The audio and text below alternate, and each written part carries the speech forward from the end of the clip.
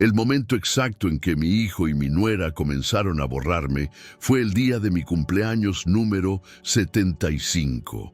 Mi hijo, Elías, me abrazó y dijo: «Papá, vamos a modernizar tu habitación. Te mereces comodidad». Una semana después, mi colchón de resortes fue reemplazado por una cama de hospital y mis libros, mis memorias de 50 años, fueron empacados y llevados al ático. Me dijeron que era por mi bien, por mi seguridad. Yo lo creí. Yo era el padre, el patriarca. En los meses siguientes, la soledad se convirtió en mi única compañía. Ya no bajaba a cenar a la mesa. Me traían la comida fría a la habitación a las 8 en punto de la noche, mientras la risa de mi nuera, Cecilia, y de Elías resonaba en el piso de abajo. Ellos comían, yo veía un programa de cocina en la televisión y trataba de olvidar el olor del condimento que yo mismo le había enseñado a Cecilia a usar. Pero el punto de inflexión llegó hace 3 semanas, cuando la pareja de vecinos vino a cenar. Oí el coche detenerse en la entrada a las 7:30 de la noche. Minutos después, Cecilia llamó a la puerta de mi habitación, con una urgencia que nunca me dedicaba a mí. «Papá, rápido, el doctor Fernando llegó, quédate aquí, no salgas por nada ni para ir al baño, volvemos en un par de horas». Me entregó un paquete de galletas de agua y sal y cerró la puerta con llave que había instalado el día anterior. Me quedé encerrado. Yo no estaba enfermo. Yo no era una amenaza. Yo era para ellos una vergüenza. Mientras la risa y el vino subían las escaleras, percibí la terrible verdad. Yo era el secreto de esa casa. Yo era el patriarca que escondían en la misma casa que yo ayudé a construir. Fue entonces cuando mi tristeza dio paso a la furia. No la furia de un anciano, sino la de un hombre que sabía que aún tenía una última carta que jugar. Yo no era solo un estorbo, yo era el dueño de todo, pero el plan de ellos iba más allá de esconderme en una cena.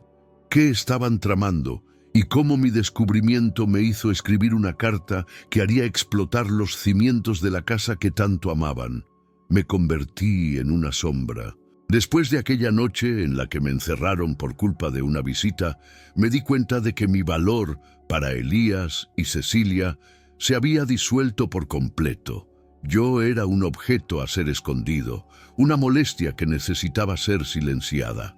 El incidente con los vecinos fue hace 3 semanas, pero la humillación me acompañaba en cada hora, minuto, segundo. Mi aislamiento no era solo físico, era una rutina cruel. Mi antiguo dormitorio, con la cama de hospital y el mobiliario nuevo y frío, parecía más un depósito de personas que un hogar. Extrañaba el olor a naftalina de mis libros, el polvo acumulado en mis trofeos de golf que ahora decoraban la oficina nueva de Elías. Mis pertenencias, mis 50 primaveras de vida habían sido borradas. El desayuno llegaba puntualmente a las 8 en punto de la mañana. Cecilia traía una bandeja con un huevo revuelto, pan sin gluten y un jugo de naranja aguado. Llamaba a la puerta, entraba sin esperar respuesta y colocaba la bandeja en la mesita, siempre apurada. Me preguntaba: ¿dormiste bien, papá? Pero el tono era el de quien pregunta la hora. Yo respondía: sí, y ella ya estaba saliendo, el olor de su perfume caro desvaneciéndose antes de que la puerta se cerrara. Las comidas eran el mayor tormento. Antes, la mesa del comedor era el centro de la casa, donde compartíamos el día. Ahora, a las 12:30 para el almuerzo y a las 8 de la noche para la cena, yo oía el bullicio abajo. Intentaba adivinar el menú por el olor que subía. Pollo asado los martes, lasaña los domingos. Mientras ellos comían y reían, yo masticaba mi comida insípida en la habitación. Una vez intenté bajar. Era un jueves y los extrañaba. Abrí la puerta y comencé a descender los 16 escalones de la escalera. La risa se detuvo abruptamente. Llegué al último escalón y vi a Cecilia y Elías sentados a la mesa comiendo salmón. Me miraron no con sorpresa, sino con irritación. «Papá, ¿qué está haciendo fuera de la habitación?», preguntó Elías. la voz grave y autoritaria. «Solo quería comer con ustedes hoy, hijo. Es un día hermoso», murmuré, sintiendo mi rostro enrojecer como un adolescente atrapado en el acto. «El médico dijo que usted necesita paz, rutina. Sabe que el olor fuerte del condimento puede darle acidez», intervino Cecilia, levantándose para guiarme de vuelta a la escalera. Me llevó de vuelta a la habitación, me dio un vaso de agua y me hizo la pregunta más cruel de todas. «¿Por qué está siendo tan difícil? Es por su propio bien». Esa frase, «por su propio bien», era la justificación para todo. Para la cama de hospital, para el jugo aguado, para el aislamiento. Volví a ser prisionero. Hace solo 3 días empecé a sospechar que había algo más que solo vergüenza o cuidado excesivo. Yo estaba en la sala de estar, porque Elías me llevaba allí por 1 hora después del almuerzo para tomar sol. La puerta de vidrio del balcón estaba abierta, y Cecilia y Elías estaban en el jardín. Fingí estar durmiendo en el sofá reclinable, con el libro en el pecho. Hablaban en susurros, pero el viento estaba a mi favor. «Cecilia, el doctor Renato llamó de nuevo», dijo Elías con un tono de impaciencia. «¿Y qué quería? Tiene que ser rápido. No podemos esperar más. Mi madre viene la próxima semana y no quiero que lo vea en ese estado», respondió Cecilia. «Dijo que el centro de reposo El Paraíso tiene una vacante libre, pero la mensualidad es de 6.500 reales. ¿De dónde vamos a sacar ese dinero ahora?» Cecilia rió, un sonido seco y sin alegría. «No te preocupes por eso. ¿Recuerdas esa póliza de seguro que papá contrató hace 15 años? Me dio el poder cuando se puso confuso el año pasado. Podemos rescatarla. Será suficiente para 3 años de internamiento. Y después vendemos la casa, Elías». El aire abandonó mis pulmones. No era un centro de reposo, era un asilo y estaban planeando internarme. Mi nuera estaba llamando a mi pequeño momento de confusión del año pasado confusión, para justificar el rescate de una póliza de seguro. Y peor, estaban hablando de vender la casa donde mis nietos habían nacido, donde mi esposa había muerto, la casa que era mi único refugio. El silencio de mi furia era total.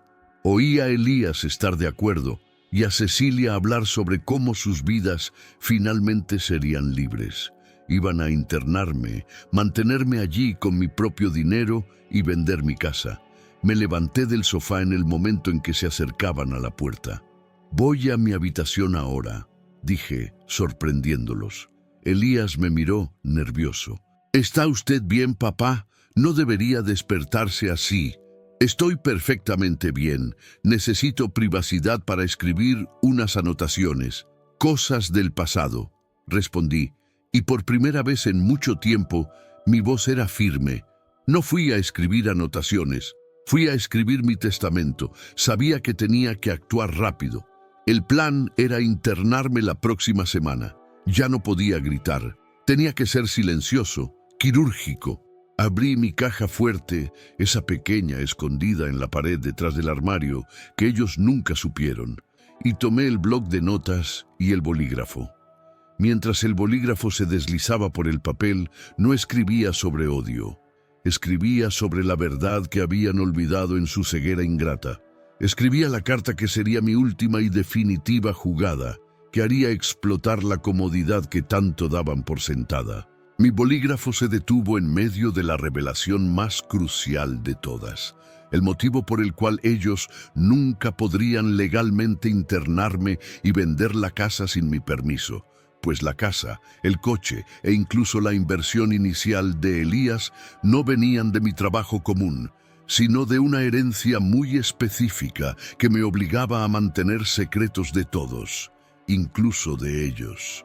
¿Qué secreto de familia era ese y cómo hacía que mi propiedad fuera intocable para ellos? Me sentí vivo por primera vez en meses. El miedo a ser internado, a ser desechado, dio paso a una claridad cortante. Eran las 4:15 de la tarde. La casa estaba vacía. Cecilia y Elías solo volverían del club a las 7 en punto de la noche. Tenía 3 horas para escribir y esconder la carta que haría explotar la fundación de sus vidas. Encendí la vieja lámpara de lectura que habían dejado en el escritorio frío de mi habitación. El bolígrafo deslizándose sobre el papel era el único sonido. Mis manos, aunque envejecidas y temblorosas, tenían la precisión de un cirujano. Yo no estaba escribiendo una nota de despedida, estaba escribiendo mi sentencia. Comencé la carta no con acusaciones, sino con hechos, como un buen contador haría. A mis ingratos herederos, Elías y Cecilia, detallé la rutina de exclusión, la comida fría a las 8 de la noche, la humillación de ser encerrado a las 7:30 de la noche por culpa de los vecinos. Mencioné la conversación que oí en el jardín sobre el rescate de mi póliza de seguro de 500,000 reales y el plan de internarme en el centro El Paraíso por la mensualidad de 6,500 reales. Luego llegué al quid de la cuestión, la casa. Planeaban venderla. Ah, la dulce ironía. Yo no era un hombre de grandes posesiones provenientes de un salario común, y sabía que Elías y Cecilia presumían que la casa y el dinero que usé para invertir en la pequeña empresa de Elías venían del seguro de vida de mi difunta esposa. Esa era la versión que yo había mantenido por 15 años. Esa era la fuente de su ceguera ingrata. La verdad era mucho más compleja y estaba ligada a mi juventud. Empecé a escribir la revelación que nunca conté, ni siquiera a mi esposa. Su casa no provino de la jubilación, ni del seguro de vida de su madre. Vino de un ajuste de cuentas, un secreto de 60 años que me garantizó la seguridad de ustedes, pero me costó el alma. Expliqué en la carta que antes de casarme, en la época en que yo tenía solo 16 años, fui el único testigo de un accidente fatal que involucró al hijo de un empresario muy influyente en la ciudad, el señor Mendoza. Mi testimonio podría haber arruinado la reputación y los negocios de la familia Mendoza. Me buscaron en secreto, lejos de todos. No me pagaron para mentir, me pagaron para desaparecer. El acuerdo fue un pago único y grande en efectivo, suficiente para mantenerme por 10 años, con la condición de que nunca más mencionara el nombre Mendoza y dejara la ciudad inmediatamente. Usé ese dinero para montar mi primer pequeño negocio, que me dio una base. Pero la segunda parte del acuerdo era la más crucial y la que garantizaba mi seguridad hasta hoy. El señor Mendoza, para callarme permanentemente y asegurar mi futuro, hizo una inversión a mi nombre en un fondo inmobiliario administrado por una firma de abogados en Sao Paulo. Era un fondo intocable, con una cláusula de uso muy específica. La cantidad solo podía ser rescatada para la compra de una residencia familiar y para abrir el negocio de mi hijo, garantizándole un futuro. El resto del fondo solo sería liberado para mi jubilación si vivía hasta los 80 años. La casa donde vivían, la hipoteca que pagué, el coche que Elías conducía, el capital inicial de su empresa, todo provino de ese fondo inmobiliario. No de mi sudor diario, sino de mi silencio de 60 años. El dinero nunca fue mío para gastar libremente. Estaba vinculado a un propósito: la seguridad de la familia. Esa casa era, legalmente, una inversión de seguridad ligada a mi nombre a causa de un acuerdo de confidencialidad de 6 décadas atrás, y ellos nunca podrían venderla sin un documento que yo guardaba. Describí en la carta el lugar exacto de ese documento. La escritura, con la cláusula de confidencialidad y el poder de venta, no está en el banco. Está en la Biblia de tapa negra de su madre, en la página del Salmo 37, versículo 3, el único lugar que yo sabía que ustedes nunca mirarían. Expliqué que al esconderme e intentar internarme, habían roto mi voto de silencio. Y al romper mi voto, yo rompía el de ellos. Yo estaba revelando el origen oscuro de su patrimonio. Finalicé la carta con el mensaje central: Ustedes me escondieron por vergüenza. Ahora yo estoy revelando que viven de una fortuna construida sobre el silencio de un secreto de sangre. La ingratitud es la peor ceguera. Doblé el papel con cuidado. Mi plan no era confrontarlos verbalmente, sino dejarlos encontrar la carta después de mi partida. Necesitaba irme antes de que volvieran a las 7 de la noche. Me levanté y abrí la caja fuerte secreta nuevamente. No para tomar dinero, sino para tomar la llave extra de la casa y la cartera con mi documento y algo de efectivo que guardaba para emergencias, cerca de 200 reales. Miré el reloj, 6:30. Tenía 30 minutos para ejecutar mi fuga silenciosa. Dejé la carta en medio de la cama de hospital, exactamente donde la encontrarían al buscarme. Abrí la puerta de la habitación con cautela y bajé la escalera. El silencio de la casa era ensordecedor. Estaba dejando mi prisión, la casa que era irónicamente mi mayor prueba de amor y mi mayor secreto. Abrí la puerta principal. La brisa de la noche era un alivio, pero al dar mi primer paso hacia la libertad, mi hijo, Elías y Cecilia entraron por el portón del garaje, 20 minutos antes de lo previsto. El enfrentamiento era inevitable, pero lo que Elías tenía en las manos, un sobre de hospital con el logo del centro El Paraíso, hacía mi carta obsoleta, forzándome a revelar el secreto allí, en la puerta. ¿Qué estaba escrito en ese sobre que me impedía simplemente irme? La puerta de entrada, que abrí con la cautela de un ladrón, se convirtió en el escenario de mi juicio. Eran cerca de las 6:40 de la noche y la luz del crepúsculo bañaba el hall de mármol. Apenas había dado mi primer paso hacia la libertad cuando vi el coche de Elías, el SUV negro que yo había ayudado a pagar, entrar en el garaje 20 minutos antes de la hora prevista. El pánico fue instantáneo, pero la fuga era imposible. Elías y Cecilia salieron del coche, riéndose de algo que Cecilia había dicho. Se congelaron al verme parado en el umbral de la puerta, con la llave de repuesto en la mano. La sonrisa de Cecilia desapareció, sustituida por una expresión de furia controlada. Miró a Elías. «¿Qué cree que está haciendo, papá?», preguntó Elías, la voz baja y amenazadora, sin el fingimiento de preocupación. Tenía el abrigo sobre el brazo y en la mano un sobre blanco y brillante con el logo del centro de reposo El Paraíso. Supe en ese instante que la carta que dejé en la cama se leería demasiado tarde. Lo que estaba en ese sobre no eran solo papeles de admisión, era mi sentencia de muerte legal. Me estaba yendo, Elías, yéndome de la casa que ustedes convirtieron en mi prisión, respondí, la voz sonando más firme de lo que esperaba. Elías dio 3 pasos hacia mí. Me extendió el sobre. Usted no se estaba yendo. Usted está incapaz de tomar decisiones. Acabamos de llegar de la consulta del doctor Magallanes. Cecilia y yo tuvimos que adelantar el plan, papá. Él firmó la evaluación psiquiátrica. Aquí está la orden de internación obligatoria. Sentí el golpe. Habían falsificado mi incompetencia mental. Mi pequeño momento de confusión del año pasado fue usado como prueba ante un médico sobornado. Ya no tenía voz legal, ni siquiera para escribir un testamento. Tenía que hablar y tenía que ser allí. Cecilia se acercó, fría y calculadora. No se preocupe, papá. El doctor Magallanes confirmó que usted necesita paz y rutina. Es por su bien. Mañana por la mañana a las 9 en punto, el equipo de transporte vendrá a buscarlo.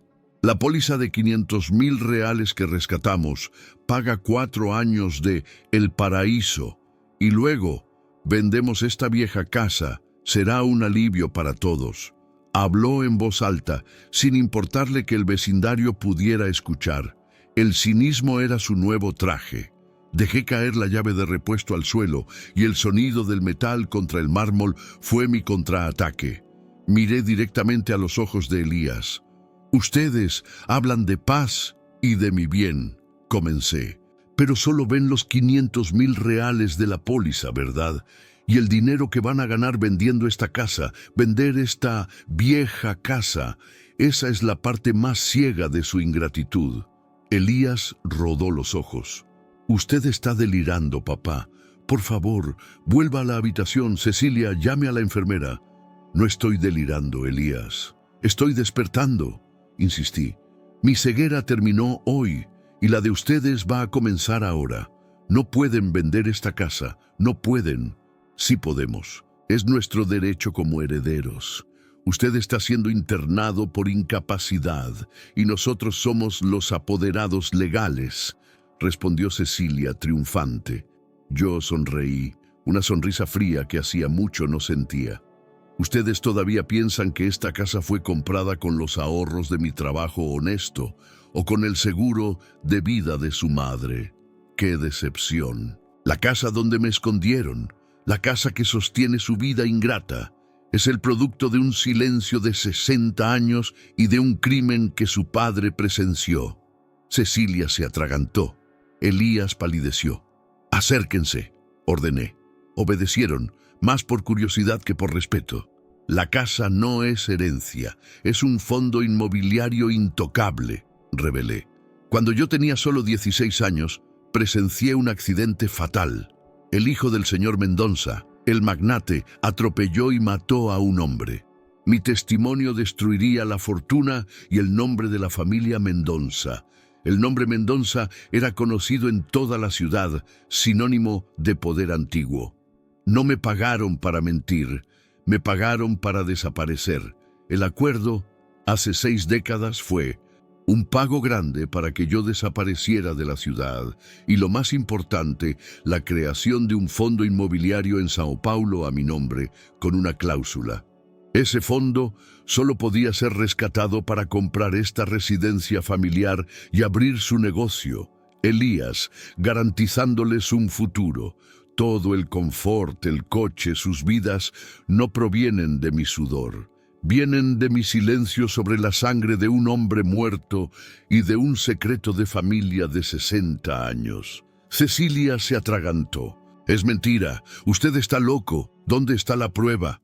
«La prueba», dije, saboreando el poder de cada palabra, «está en la Biblia de tapa negra de su madre, en la página del Salmo 37, versículo 3, el único lugar que yo sabía que ustedes nunca mirarían». Miré el sobre de internamiento en las manos de Elías.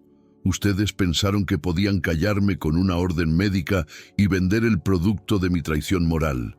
La ingratitud es la peor ceguera, Elías. Porque no solo me escondieron, sino que también activaron mi última cláusula de seguridad.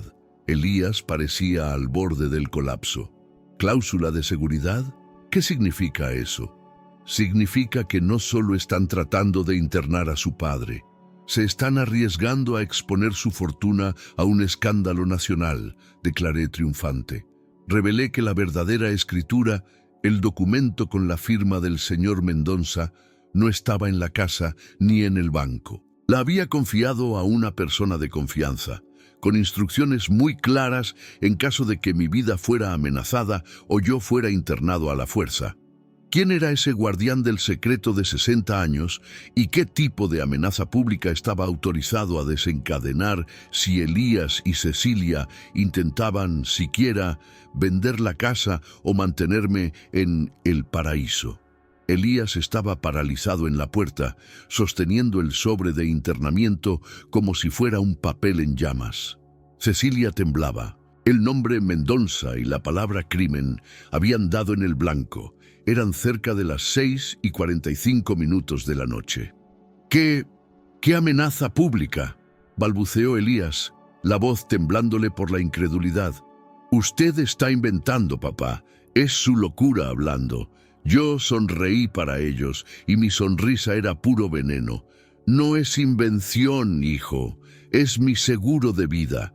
Ustedes pensaron que mi secreto era solo financiero. Pero el silencio que me compró esta casa también me dio el poder de destruir la reputación de una de las familias más ricas de la ciudad. Y yo no iba a permitir que me internaran y vendieran el producto de esa traición moral sin garantizar que tuvieran una sorpresa. Señalé el sobre de internamiento en las manos de Elías. Ustedes firmaron mi sentencia de silencio perpetuo y yo firmé su sentencia de ruina pública. ¿Quién es?, exigió Cecilia, la voz aguda por el pánico. ¿Dónde está esa verdadera escritura? La verdadera escritura, revelé hablando despacio, saboreando su terror, no está en la Biblia. En la Biblia está solo la prueba de que yo cumplí mi parte. El documento original, firmado hace 60 años por el señor Mendoza, con todos los detalles del accidente fatal y la confesión de la compra de mi silencio, está en manos de un solo hombre, un hombre en quien confío más que en ustedes. Hice una pausa dramática. Me miraban esperando que dijera el nombre de un abogado o de un contador viejo. Él es el doctor Alfonso de Almeida, el abogado de su familia, Elías. El shock fue tan intenso que Elías se tambaleó hacia atrás, golpeándose contra la pared. El doctor Alfonso, el mismo abogado que Elías usaba para sus negocios, el mismo que Cecilia consultaba para las cuestiones de herencia de sus padres. El hombre que ellos respetaban y temían era mi guardián de secretos. ¿El doctor Alfonso?, susurró Cecilia incrédula. Pero él es nuestro abogado y mi amigo de 40 años, completé. Él lo sabe todo. Sabía del origen del dinero del fondo inmobiliario, sabía de la cláusula de seguridad y, lo más importante, tiene instrucciones claras.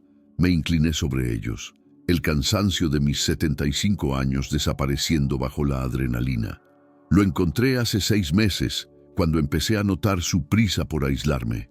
Le entregué la copia original del acuerdo Mendoza.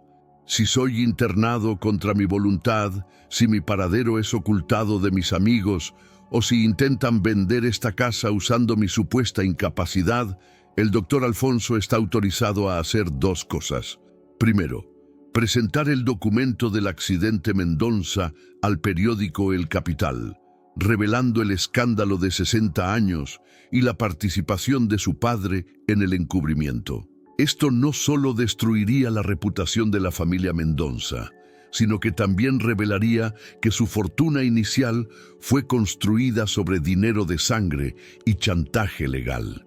Segundo, congelar inmediatamente todos los bienes vinculados al fondo inmobiliario, lo que incluye esta casa, el coche y, crucialmente, las acciones de su empresa que vinieron de la inversión inicial, alegando que el propietario legal, yo, fue coaccionado y la cláusula de seguridad fue violada. El rostro de Elías estaba gris. No era solo la pérdida de la casa, era la amenaza de ruina pública y la exposición de los cimientos de su vida. Él era un hombre de negocios, entendía las consecuencias. Usted no haría eso, papá. Destruir la reputación de la familia Mendoza, eso nos destruiría a nosotros también. «Lo van a investigar a usted», gritó Elías. «¿Crees que me importa?», pregunté. «Me escondieron por 3 semanas en mi propia casa. Intentaron internarme con mi propio dinero. Ya no tengo nada que perder. La ingratitud de ustedes selló nuestra suerte». Cecilia, pensando rápidamente, agarró el brazo de Elías. «Elías, la carta». Dijo que dejó una carta en la cama. «La carta puede ser una copia de la escritura. Tenemos que ir a buscarla». Corrieron escaleras arriba, olvidándose por completo de mí y de la orden de internamiento. Los oí forzar la puerta de la habitación, que Cecilia había vuelto a cerrar con llave después de la visita de los vecinos, y luego el sonido del papel siendo arrugado. Yo sabía que la carta que dejé era solo la confirmación. La bomba real estaba con el doctor Alfonso. Aproveché la confusión para hacer mi jugada final. Tomé el sobre de internamiento que Elías había dejado caer. Lo abrí y rompí la evaluación psiquiátrica en 100 pedacitos. Ese fue mi último acto de venganza silenciosa contra su mentira. Salí de la casa, caminando hacia el garaje. No necesitaba mi coche. Necesitaba aire y una conversación con el doctor Alfonso. Al salir por el portón, oí el grito agudo de Cecilia proveniente del piso de arriba. Habían leído la carta y se habían dado cuenta de que la Biblia solo contenía la confirmación del secreto y que el doctor Alfonso era la amenaza real. No miré hacia atrás.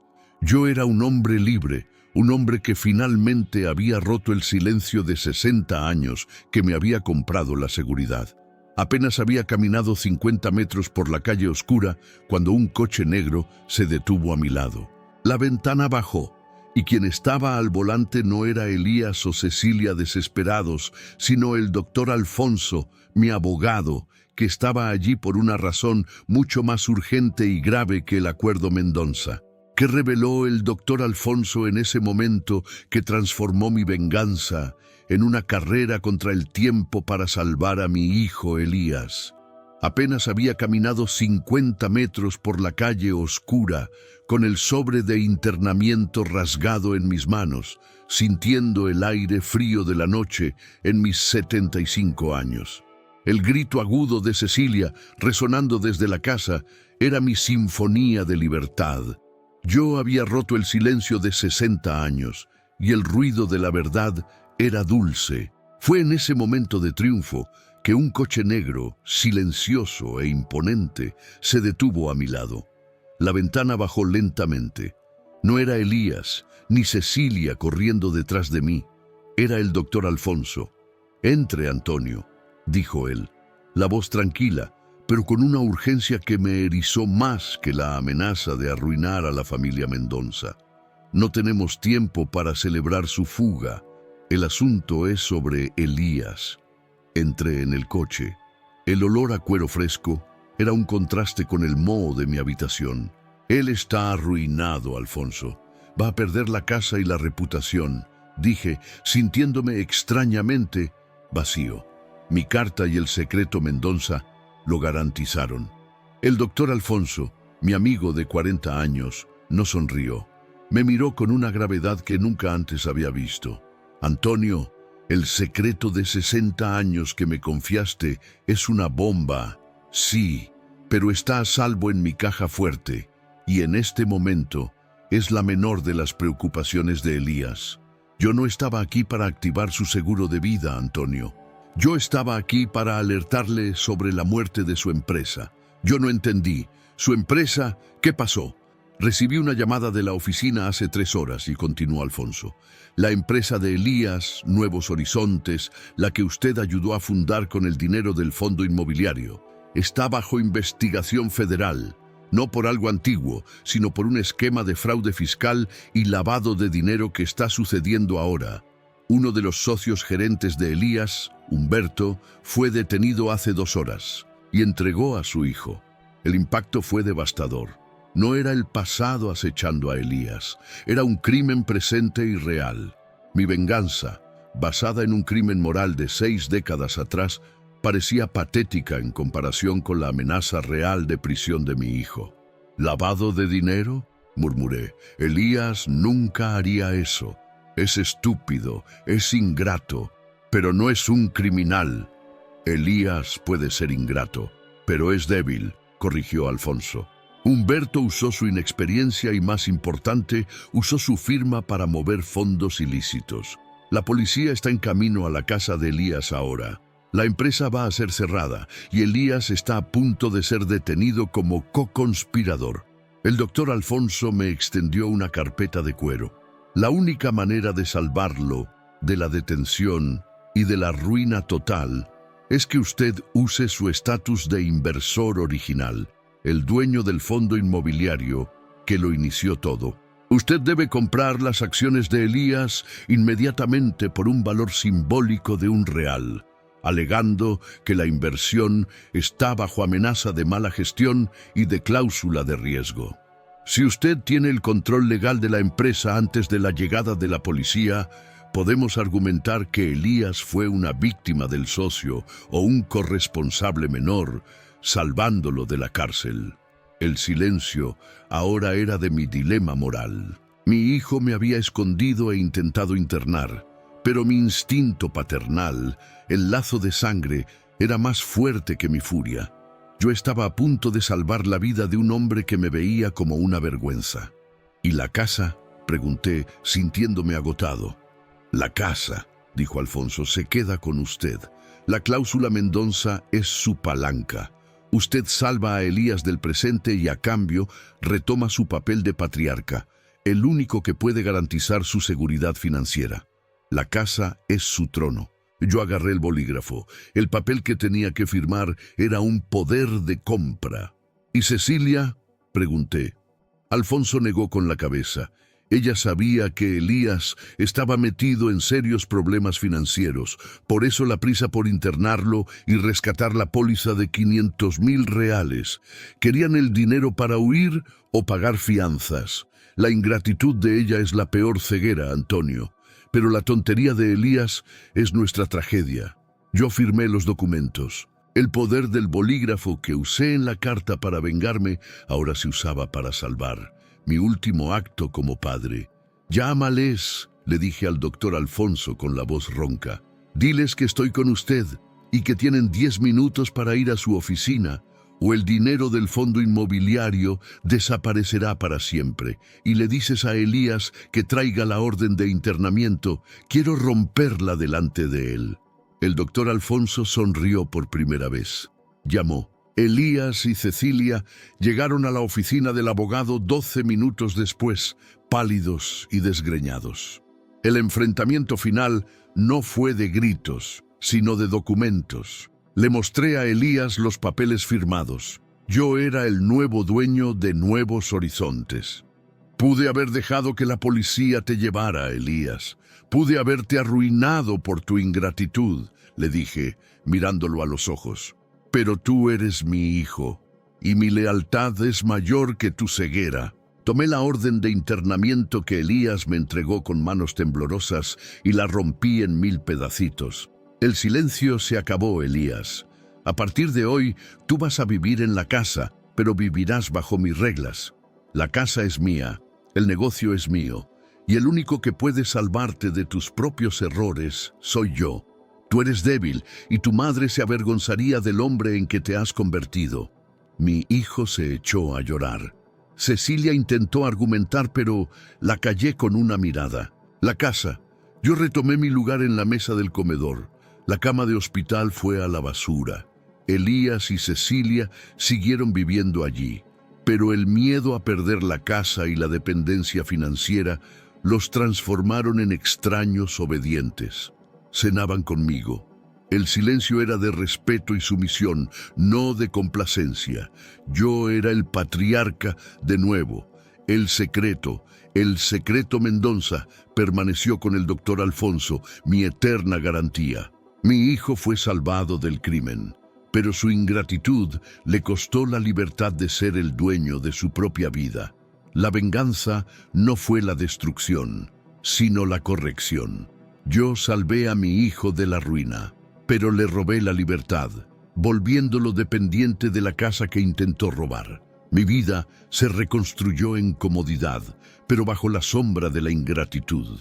¿Qué es más doloroso? ¿La ingratitud del hijo que te esconde o la certeza de que tu única forma de salvarlo fue robarle su propia autonomía? Díganme en los comentarios qué harían ustedes con la certeza de que la ingratitud es, de hecho, la peor ceguera.